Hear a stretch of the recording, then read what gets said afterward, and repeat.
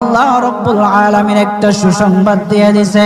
আমার আল্লাহ রব্বুল আলামিনের একটা আশিক একটা ওই অমুক জঙ্গলের মধ্যে মারা গেছে। ওই পাগলা আশিকের জানাজার নামাজ অংশগ্রহণ করো। যদি জানাজার নামাজ পড়ো তখন আমার আল্লাহ তোমাদের জীবনের সব গুনাহগুলি মাফ করে দেবে।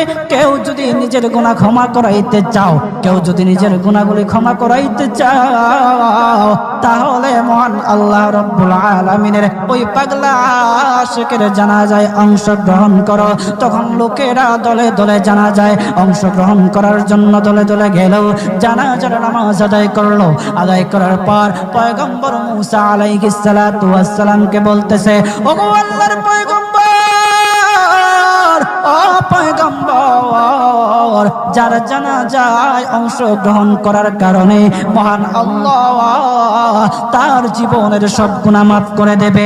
এমন মহা ব্যক্তি, তো এই মহান ব্যক্তিটাকে তো একটা নজরে দেখা দরকার, অবশ্যই দেখা দরকার। আমাদেরকে সেই ব্যক্তিটাকে দেখান। তখন মুসা আলাইহিস সালাতু ওয়াস সালাম বলতেছে, ঠিক আছে, তোমাদেরকে দেখানো হবে।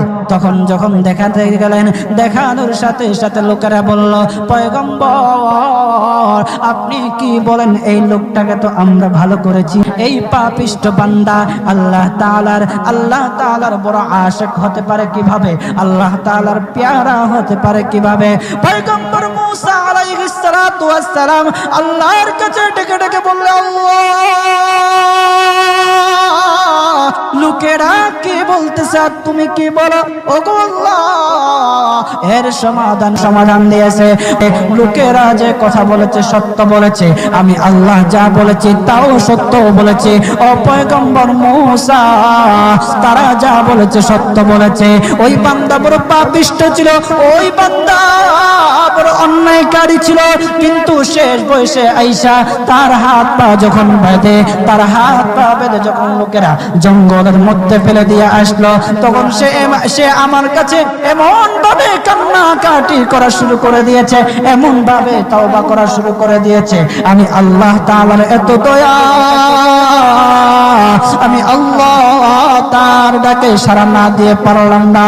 তার ডাকে সাড়া দিয়ে দিলাম। ও মুসা,